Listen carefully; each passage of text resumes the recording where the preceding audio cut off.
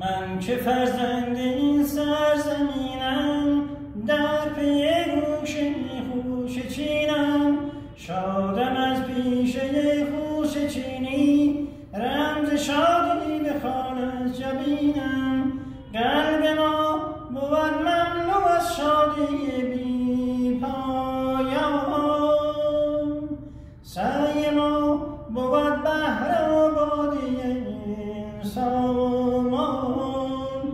خوشه چین کجا اشک مهنت به دامن ریزد، خوشه چین کجا دست حسرت زند بر دامان.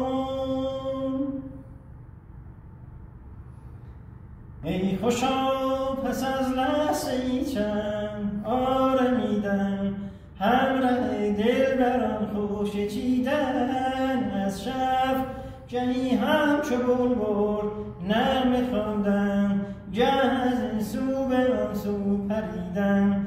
قلب ما بود مملو از شادی بی پایان، سعی ما بود بهر آبادی این سامان. خوشه چین کجا اشک مهنت به دامن ریزد، خوشه چین کجا دست حسرت زند بر دامان. بر پا بود جشن انگور، بر پا بود جشن انگور، ای افسونگر نغمه پرداز.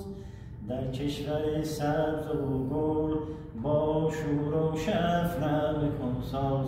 قلب ما بود مملو از شادی بی پایان، سعی ما بود بهر آبادی این سامان.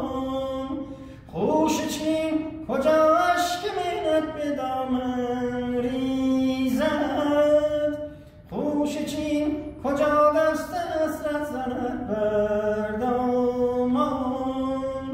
خوشه چین کجا دست حسرت زند بر